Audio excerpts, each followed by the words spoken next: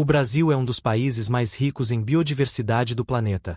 Mas escondido no meio dessa abundância existem frutas tão estranhas, tão surreais, que parecem ter saído de outro mundo, e a maioria das pessoas nunca nem ouviu falar delas. Algumas parecem doces impossíveis, outras têm sabores que desafiam qualquer lógica, e quando esse vídeo terminar, a chance de você não ficar com vontade de provar pelo menos uma delas é praticamente zero. Achachairu.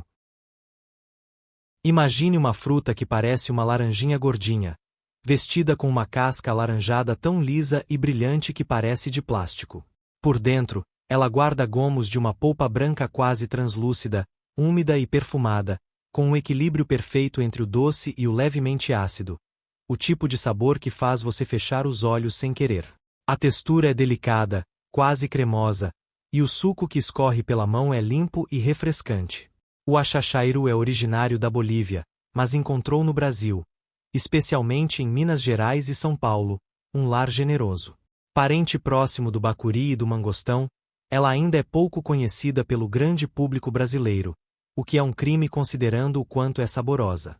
Nos países onde é mais popular, é consumida fresca, em sorvetes e em sucos, e há quem diga que ela tem potencial para ser a próxima grande sensação de exportação de frutas tropicais.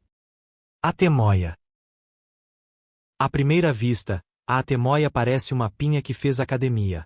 Maior, mais robusta, com escamas bem definidas numa casca esverdeada que quase parece armadura. Mas por dentro é pura maciez. Uma polpa branca cremosa, com uma doçura suave e um aroma que lembra baunilha misturada com creme de leite fresco. Ao morder, ela simplesmente derrete, e o sabor vai embora lentamente, como uma sobremesa que não quer acabar. A atemoia é um híbrido criado em laboratório nos anos 1900, resultado do cruzamento entre a cherimoia andina e a fruta do conde tropical.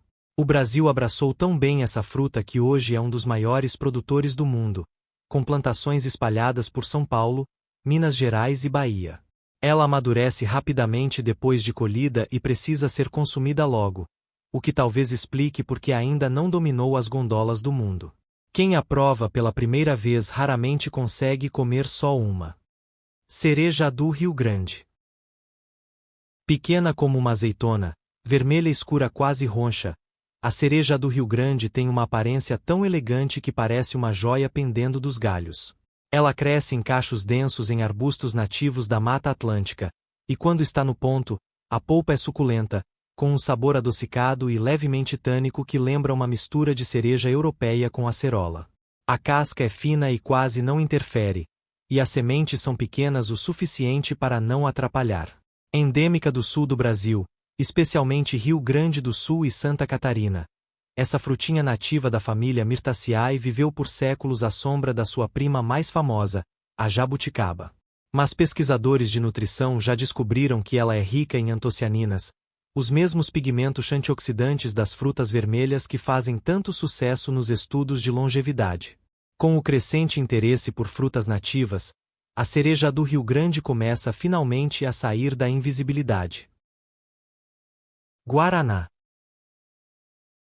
Antes de ser pó, cápsula ou refrigerante cor de caramelo, o guaraná é uma fruta que parece olhar para você. Sério, quando o fruto maduro se abre, ele expõe uma semente preta envolta por uma película branca, e o resultado é perturbadoramente parecido com um olho humano. A casca vermelha que se racha ao meio aumenta o efeito dramático. Por dentro, a semente é dura, amarga e carregada de uma concentração de cafeína que envergonha qualquer café. Os Sateré-Mavé, povo indígena do Amazonas, cultivam e processam o guaraná há séculos, e são considerados seus guardiões originais. Eles ralavam a semente no osso seco de pirarucu, misturavam com água e bebiam como estimulante antes de longas jornadas ou rituais. Hoje, o guaraná brasileiro move uma indústria bilionária, mas a fruta in natura ainda é raridade mesmo dentro do Brasil. O nome vem da palavra indígena varaná, que em tupi significa algo próximo de óleo do povo da floresta, e olhando para o fruto, é impossível não entender o porquê. Jabuticaba. Existe algo profundamente desconcertante na jabuticaba. Ela não nasce nos galhos, como manda a boa convivência entre fruta e árvore. Ela brota diretamente do tronco e dos galhos mais grossos, em bolinhas pretas e brilhantes que cobrem a casca da árvore inteira como se alguém tivesse colado centenas de uvas direto na madeira. O resultado visual é perturbador e fascinante ao mesmo tempo. Por dentro, a polpa branca é doce, levemente ácida e gelatinosa, com um perfume inconfundível. A jabuticaba é tão brasileira que virou quase sinônimo do país. Existe até um dito popular que chama de jabuticaba qualquer coisa esquisita que só existe aqui. Nativa do Brasil Central e da Mata Atlântica, ela já foi descrita por naturalistas europeus do século XIX como uma das frutas mais surpreendentes que haviam visto. Fermentada, vira vinho e licor. Desidratada, vira farinha e corante natural. E fresca, direto do pé, é uma das experiências gastronômicas mais singulares que a biodiversidade brasileira oferece. Caju. O caju é famoso, mas esconde um segredo que confunde metade do mundo. Aquilo que chamamos de fruto, a parte carnuda, amarela ou avermelhada, suculenta e perfumada, não é tecnicamente o fruto. É o pedúnculo, uma espécie de base carnuda que infla e fica comestível. O fruto de verdade é a castanha que fica pendurada na ponta, separada do pedúnculo por uma fina camada de casca. O caju tem um aroma inconfundível, levemente astringente, com doçura e acidez equilibradas. Originário do Nordeste brasileiro, especialmente do Ceará, Piauí e Rio Grande do Norte, o cajueiro foi um dos primeiros presentes que os indígenas deram aos portugueses no século XVI, e rapidamente se espalhou para a África e a Índia, onde hoje é cultivado em escala industrial. A castanha de caju se tornou tão valiosa no mercado global que hoje é o principal produto exportado por vários países africanos. Mas o pedúnculo, a parte mais apreciada no Brasil, ainda é quase desconhecido fora daqui, um paradoxo e tanto. Graviola. Grande, verde, coberta de espinhos curvos que são macios ao toque. A graviola tem uma estética que intimida antes de encantar. Por dentro, a polpa é branca, fibrosa e perfumada com uma intensidade que toma conta do ambiente. O sabor é complexo, muito doce, com uma acidez suave e notas tropicais que lembram cocô, maracujá e abacaxi ao mesmo tempo, como se a natureza tivesse resolvido criar uma fruta que condensa o verão inteiro. Nativa das regiões tropicais da América, a graviola é especialmente cultivada no norte e nordeste do Brasil. Ela é consumida fresca, em sucos, sorvetes e doces, mas também é bastante usada na medicina popular. As folhas são usadas em chás há séculos por comunidades amazônicas, e nos últimos anos pesquisadores têm investigado compostos presentes na planta com interesse científico crescente. Curiosamente, é um dos sabores mais reconhecíveis em sorvetes artesanais nordestinos, mas poucos consumidores do sul do Brasil já provaram a fruta in natura. Pitanga. A pitanga tem a forma de uma pequena abóbora em miniatura, redonda, sulcada em gomos, com uma cor que vai do laranja ao vermelho intenso, passando pelo quase preto nas variedades mais maduras. Ela é tão pequena que cabe inteira na boca, e quando você morde, libera um suco de acidez vibrante, levemente resinoso, com um aroma inconfundível que é ao mesmo tempo cítrico e amadeirado. É o tipo de fruta que polariza. Quem ama, ama de paixão. Quem não está acostumado, estranha a intensidade. Nativa da Mata Atlântica, a pitangueira era tão abundante ao longo da costa brasileira que os portugueses encontraram florestas inteiras dela ao chegar. O nome vem do tupi pitanga, que significa simplesmente vermelho. Rica em vitamina C e licopeno, ela é consumida fresca, em sucos, geleias e licores, e tem grande importância cultural no Nordeste, onde pitangueiras crescem em quintais há gerações. Há registros de seu uso medicinal por povos indígenas que a utilizavam para febres e infecções, e a ciência moderna tem investigado essas propriedades com crescente curiosidade. Fruta-pão. A fruta-pão talvez seja a mais absurda desta lista em termos de tamanho. Ela pode pesar até 4 quilos, tem a casca verde com uma textura irregular que lembra um cérebro imenso, e quando cortada ao meio revela uma polpa amarelada, densa e amidácea que, quando cozida, tem a consistência de pão ou batata. O nome não é metáfora. Realmente tem sabor neutro e texturiza como carboidrato. Originária da Polinésia, A fruta-pão chegou ao Brasil no século XVIII e foi introduzida como alternativa alimentar para populações de baixa renda nas regiões tropicais. Hoje é comum nas regiões Norte e Nordeste, onde é assada, cozida, frita ou transformada em farinha. Em algumas ilhas do Pacífico, ela ainda é um alimento base, e com o aumento do interesse em alternativas sustentáveis ao trigo, pesquisadores começaram a olhar com outros olhos para essa fruta gigante que produz calorias suficientes para alimentar uma família por dias. Noni. O noni é, sem exagero, uma das frutas com aparência mais alienígena do mundo. Quando madura, ela é branca, quase translúcida, irregular e coberta de protuberâncias que lembram olhos ou ventosas. Mas o que realmente marca é o cheiro. Forte, fermentado, que mistura queijo velho com fruta passada de uma forma que faz muita gente recuar antes mesmo de provar. O sabor é igualmente intenso e amargo, não é para todo mundo, mas quem se adapta jura pelos seus benefícios. Originária do Sudeste Asiático e da Polinésia, o noni chegou ao Brasil e encontrou o clima ideal no Norte e Nordeste. É consumido em sucos concentrados, geralmente misturado com outras frutas para amenizar o impacto gustativo, e tem uma enorme lista de usos medicinais atribuídos a ele pela medicina popular e pela medicina alternativa ao redor do mundo. Pesquisas científicas identificaram compostos bioativos interessantes na fruta, o que alimentou um mercado global de suplementos que movimenta bilhões de dólares anualmente. Pera do Cerrado. Quem encontra a pera do Cerrado pela primeira vez no chão do Cerrado pode confundi-la com uma pera europeia perdida no meio do mato. A forma é parecida, levemente ovalada, com a casca amarelada e lisa quando madura. Mas o sabor é completamente diferente. Mais doce, mais aromático, com uma acidez leve e uma polpa granulada que derrete devagar, liberando um suco perfumado com notas florais que não existem em nenhuma pera cultivada. Conhecida cientificamente como Eugênia clotsiana, essa fruta é nativa do Cerrado brasileiro, especialmente de Goiás, Minas Gerais e Mato Grosso do Sul, e ainda é completamente artesanal. Não existe produção comercial relevante. Ela cai do pé quando madura e precisa ser consumida rapidamente. Comunidades rurais fazem doces, geleias e licores com ela há gerações, mas a fruta ainda é invisível nos centros urbanos. Com a crescente valorização dos frutos do Cerrado, pesquisadores e chefes começaram a descobrir o seu potencial. Cajá.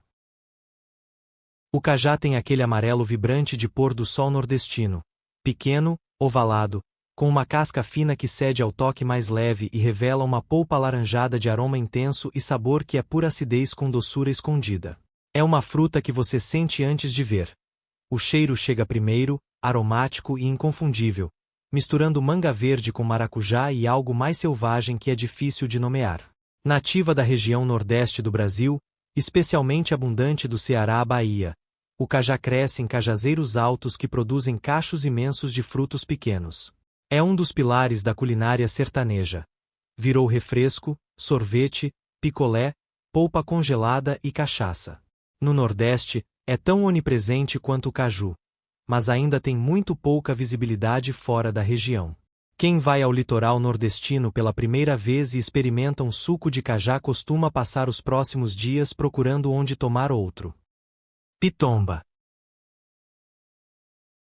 A pitomba é uma frutinha que parece estar com pressa. Redonda, pequena, com casca amarelada e rugosa que se descasca como uma tangerina em miniatura. Por dentro, a polpa é quase inexistente em volume, mas o que tem é concentrado. Muito doce, levemente ácido, com uma textura pegajosa e uma semente grande no centro. Comer pitomba é um exercício de paciência e prazer. Você come uma e imediatamente quer outra. A pitomba é nativa do Brasil e muito comum no Nordeste e no Norte do país, onde cresce tanto em quintais domésticos quanto em matas ciliares. Ela aparece na literatura e na memória afetiva de muita gente como a fruta da infância no interior, algo que se comia direto do pé, com as mãos sujas de resina. Além de ser consumida fresca, é usada para fazer sucos e licores. Pesquisas recentes apontaram presença significativa de flavonoides na polpa, abrindo caminho para investigações sobre seu potencial antioxidante. Açaí. O açaí já conquistou o mundo, mas muita gente nunca viu o fruto de verdade. Ele é minúsculo, menor que uma uva, roxo quase preto, com uma casca fina e uma semente enorme que ocupa quase 90% do volume.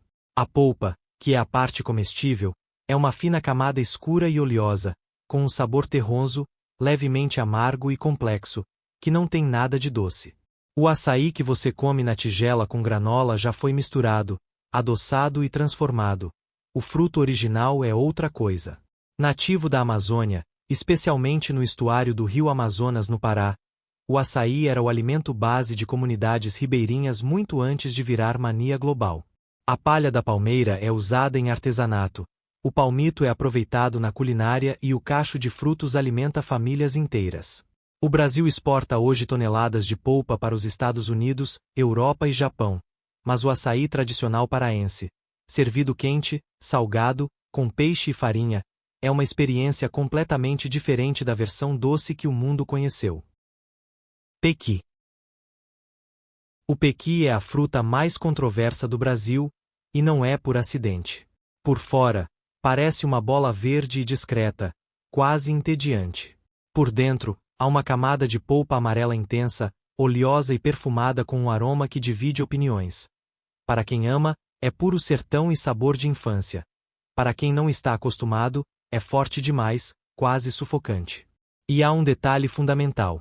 A polpa fica presa num caroço cheio de espinhos microscópicos que cortam a língua se você morder com descuido.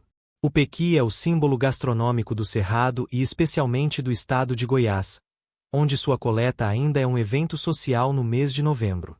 Ele é tão central na cultura local que existe uma lei estadual protegendo os pequizeiros nativos.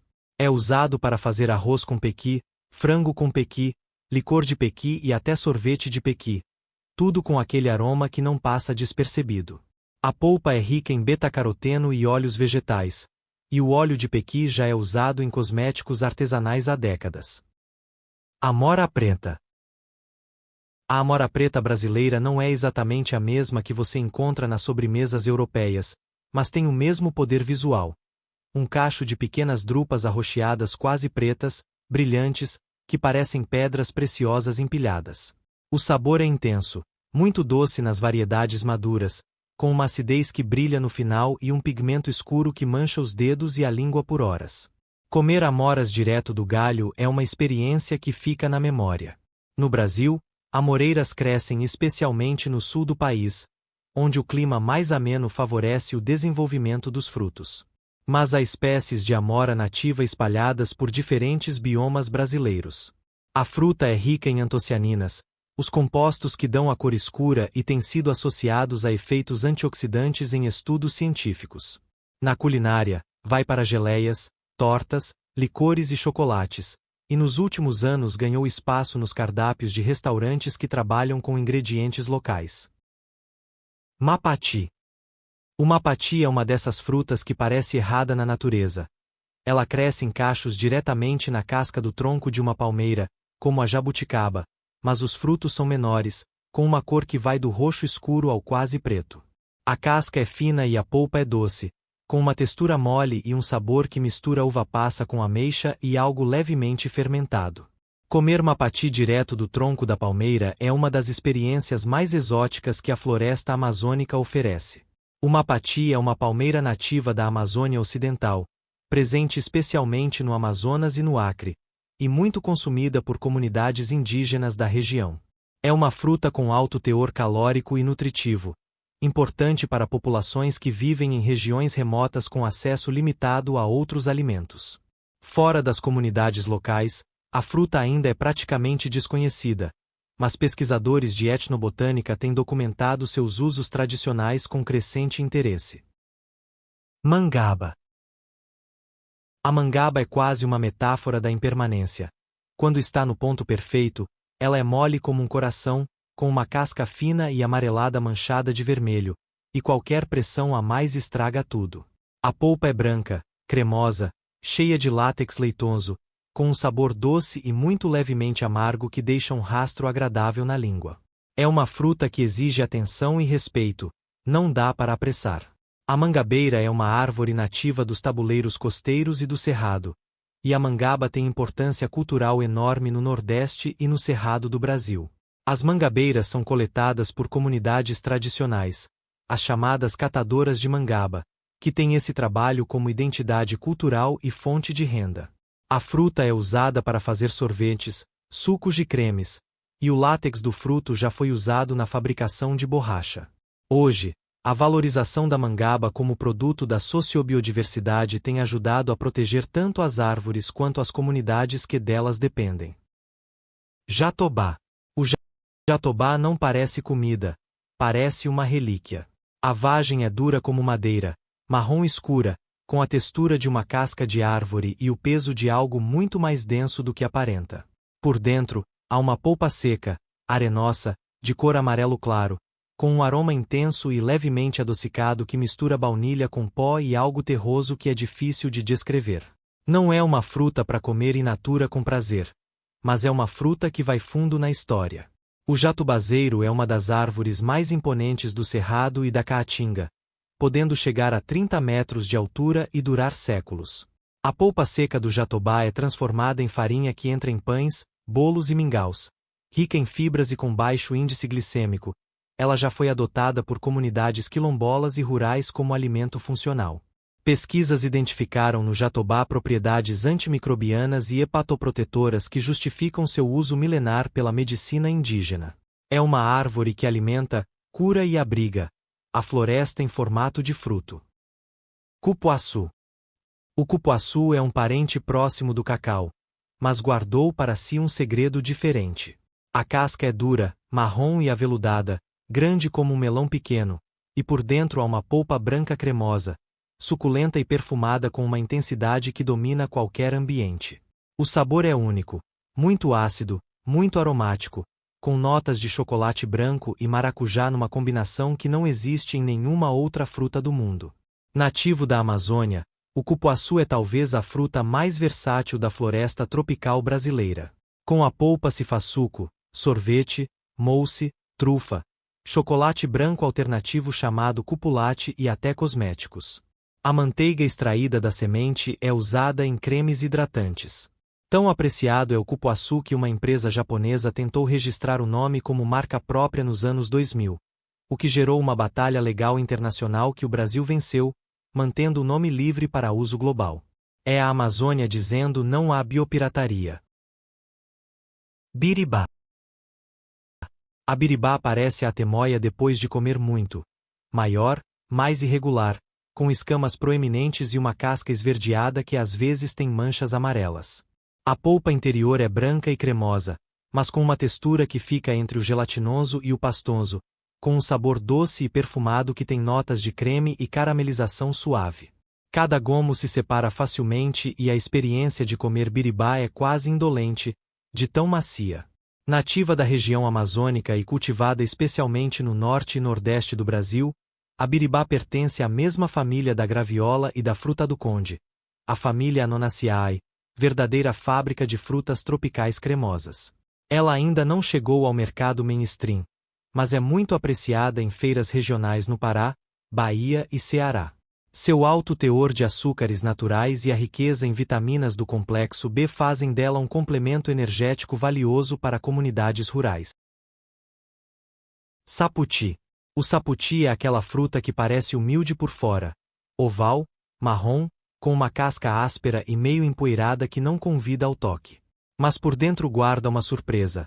A polpa é alaranjada, translúcida, úmida e extremamente doce, com uma textura que lembra um caramelo mole, e um sabor que mistura mel, pera e malte de uma forma que faz você parar por um segundo antes de continuar comendo. Originário do México e da América Central, o saputi encontrou no nordeste do Brasil um dos seus lares mais produtivos. É consumido principalmente fresco, mas também vai para sorvetes, vitaminas e doces artesanais. O látex da casca e do caule já foi usado na fabricação de chiclete nos séculos XIX e XX. A chicle que deu nome ao produto em inglês vem exatamente do saputizeiro. Hoje, a fruta é muito mais valorizada por sua polpa do que por seu látex, mas esse passado industrial é parte intrigante da sua história. Uvaia. A uvaia é uma das frutas mais bonitas desta lista. pequena, arredondada, com uma casca amarelo-dourada coberta por uma penugem fina que lhe dá a aparência de veludo. Parece uma miniatura de algo mais nobre. Por dentro, a polpa é amarela, muito suculenta e tem uma acidez vibrante que desperta imediatamente, com um aroma floral sutil que você percebe mais no nariz do que na boca. A uvaia é nativa da Mata Atlântica, especialmente no sul do Brasil, Paraná, Santa Catarina e Rio Grande do Sul, onde aparece em matas ciliares e florestas de encosta. Pertence à família Myrtaceae, a mesma das goiabas e jabuticabas, e compartilha com elas a riqueza em vitamina C. Ainda pouco cultivada comercialmente, a uvaia começa a ganhar a atenção de pesquisadores e produtores rurais interessados em frutas nativas com apelo gourmet. Em confeitarias artesanais do Sul, já aparece em compotas e sobremesas de destaque. Ingá. O ingá é uma fruta que vem embalada, dentro de uma vagem verde comprida, às vezes retorcida e peluda por fora. Estão sementes cobertas por um algodão branco açucarado que é a parte comestível. A textura desse algodão é leve e pegajosa, e o sabor é suave, muito doce e limpo, sem acidez nem amargor. Comer ingá é uma experiência quase meditativa. Você descasca, separa, saboreia o algodão e descarta a semente, num ritual simples e satisfatório. Há dezenas de espécies de ingá espalhadas pelas florestas tropicais da América do Sul, e o Brasil é o país com a maior diversidade delas. Onças, macacos, aves e inúmeras espécies de insetos dependem do ingá como fonte de alimento. Para comunidades rurais e ribeirinhas, o ingá é um lanche de mato clássico, colhido direto da árvore, sem cerimônia. As vagens são usadas também em reflorestamentos pela rapidez com que as árvores crescem e pela sombra que oferecem. É uma fruta que alimenta pessoas, animais e florestas ao mesmo tempo. Bananinha do mato. O nome é autoexplicativo e enganoso ao mesmo tempo. A bananinha do mato tem a forma geral de uma banana, mas é menor, mais rechonchuda, com casca verde amarelada e interior cremoso de textura pastosa. O sabor é mais intenso e doce do que a banana cultivada, com notas de baunilha e uma leve astringência no final que a torna mais complexa. É como se a banana decidisse ser um pouco selvagem. Existem várias espécies de bananas nativas ou subespontâneas no Brasil que recebem esse nome popular, e muitas delas crescem nas bordas da Mata Atlântica e da floresta amazônica. Essas espécies são importantes tanto para a alimentação da fauna silvestre quanto como reservatórios genéticos para o melhoramento de cultivares de banana comercial. Uma pesquisa urgente num contexto em que o fungo Fusarium ameaça as variedades cultivadas em escala global. A natureza guardou no mato justamente o que pode salvar a banana do futuro. Araticum. O araticum tem uma beleza rústica. Grande, com casca verde ou amarelada coberta de escamas proeminentes que dão textura de dragão em miniatura. Por dentro, a polpa é creme ou amarelada, cremosa, com um sabor doce e levemente ácido que lembra a graviola, mas com mais personalidade, mais aroma amadeirado e uma intensidade que fica na memória. Há sementes espalhadas pela polpa, mas não incomodam quem come com atenção. O araticum é nativo do Cerrado e também ocorre na Caatinga e em regiões de transição. No Cerrado, é um dos frutos mais importantes para a fauna local. Emas, tamanduás e macacos comem o araticum com frequência, e as sementes são dispersas por esses animais. Para as populações humanas da região, é consumido in natura, em sorvetes e em licores. Pesquisas etnobotânicas registram usos medicinais das folhas e da casca pela medicina popular do Cerrado. É uma fruta que conecta o ser humano com os ciclos mais antigos da savana brasileira. Buriti. O buriti parece uma escama de peixe gigante, oval, coberto por uma casca marrom avermelhada escamosa e brilhante, que protege uma polpa alaranjada intensa, oleosa e muito perfumada. O sabor é forte e particular. Muito doce, com uma riqueza que lembra óleo de cocô com caramelo, e uma textura que gruda um pouco no céu da boca. Não é uma fruta delicada, é uma fruta de força. O buritizeiro é talvez a palmeira mais importante do Cerrado e das veredas brasileiras. Ecossistemas úmidos onde ela domina a paisagem como uma rainha. Para o povo xerente e outros grupos indígenas do Brasil Central, o buriti é chamado de árvore da vida. Dele se extrai polpa, óleo, fibra para artesanato, palha para cobertura e madeira. O óleo de Buriti é um dos mais ricos em beta-caroteno do mundo, com uma cor laranja intensa, e já é exportado para a indústria cosmética internacional. É uma palmeira que alimenta, veste, abriga e cura. Deixa aqui nos comentários qual fruta te surpreendeu mais, se você já provou alguma delas ou se tem uma fruta do seu estado que acha que merecia entrar na lista. E se você gostou dessa viagem pela natureza mais incrível do Brasil, já sabe o que fazer. Se inscreve no canal e ativa o sininho, porque ainda tem muito mais para descobrir.